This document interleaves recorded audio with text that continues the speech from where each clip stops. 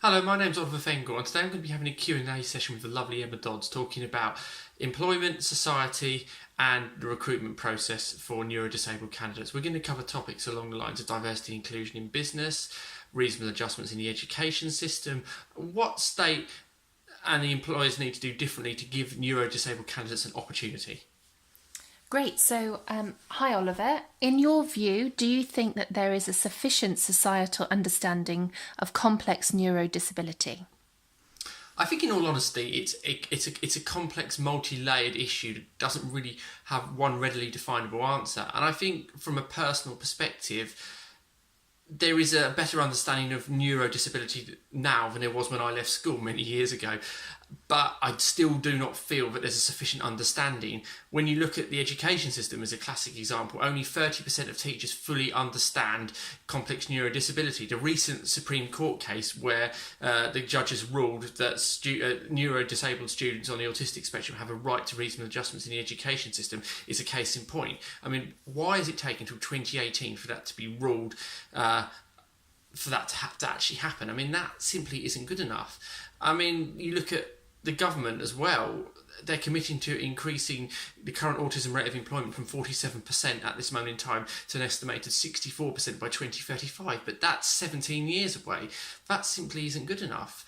Then the expectation is that employers will do things differently, but where's the incentive for them to do differently if the state isn't actually leading and saying we need to do different things differently? The things are all interlinked: the state, societal, education system, and businesses. And if all of them don't sufficiently have a coherent strategy or an understanding of neurodisability, how on earth are things going to change?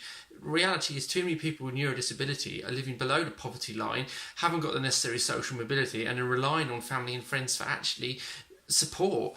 It's costing the taxpayer in this country £32 billion a year. That is more than any other disability in this country. That's £32 billion a year that could be used and actually giving these people opportunities, employment and chances in life, instead of cutting universal credit and actually saying, well, they're not the right candidate for this role. But that's not answering or addressing the problem, and we need to do things differently to give these people an opportunity.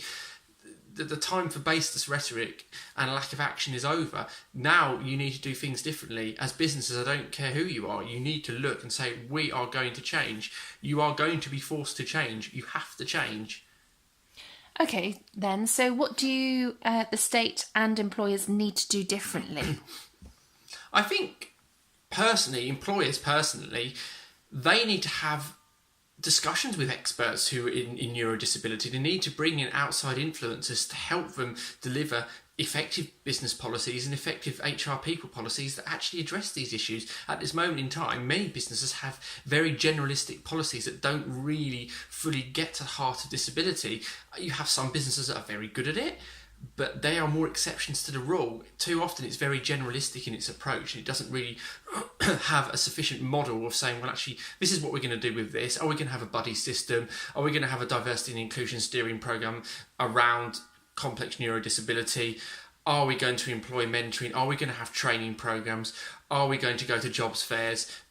What are we going to do around social media, engaging with autism-based charities? It's all of those things that employers need to do differently. They also need to look at reasonable adjustments at the interview process, which employers, in fairness, are getting better at, but they've still got a long way to go. They also need to look primarily, which I think most of them don't do, is having a really good in place adjustment support system. And again, many of them just simply don't have that. Again, that's something where they need to develop the strategies with help from people outside their organisations, because otherwise all they're doing is their policies are merely subjective. They're not really addressing the issue, and they think they're addressing the issue in their own minds, but they're not actually really addressing the issues, because they're not engaging with people who can really critique or risk assess their processes properly. And do you think the Equality Act has been a successful piece of legislation? I think when the Equality Act came in 2010 to override essentially some of the facets of the Disability Discrimination Act, yes, it was seen as a great piece of legislation, and I think it did a lot of good at the time in highlighting the stark social inequalities that exist in this country. However, the problem is the Equality Act is now 8 years old.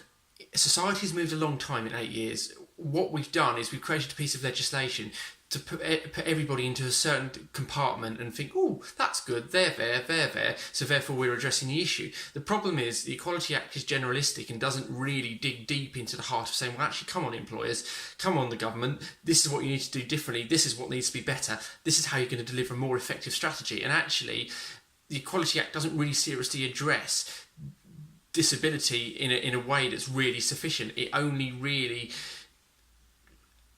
touches over the issue without really digging deep into the heart of the issue. It doesn't incentivise employers to do more than apply the basic level of reasonable adjustment to actually in developing something more substantial. There's no incentive for employers to do more than the basic minimum because they know they're complying with the Equality Act, because there's no critiquing or risk assessments of their actual plans around diversity and inclusion, because no one is saying, well, actually, you're not complying with the law. In your view, do you feel that corporate diversity and inclusion initiatives have been successful? Or are they just a way of businesses trying to comply with the Equality Act? Honestly, I think it's a little bit of both. I think personally, some of the initiatives have been very good and they appear to be successful in actually including neurodisabled candidates within organisations. However, too many of businesses don't really have comprehensive disability plans that will actually incorporate more neurodisabled candidates into their businesses.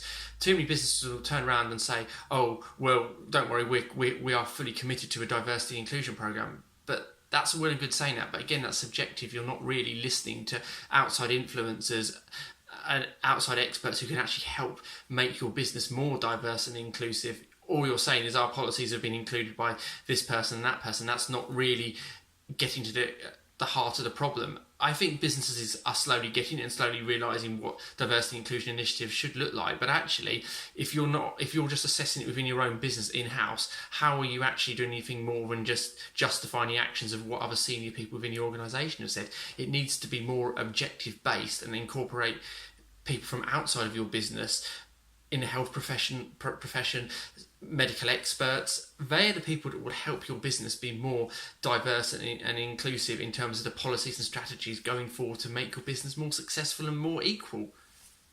So, in your opinion, do you believe that better legislation needs to be introduced that compels businesses to provide better standards of diversity and inclusion within their organisations? Absolutely. From a personal point of view, if better legislation is brought in that's more up to date and is more reflective of the societal demands and expectations that currently exist within the UK, then yeah, I think so.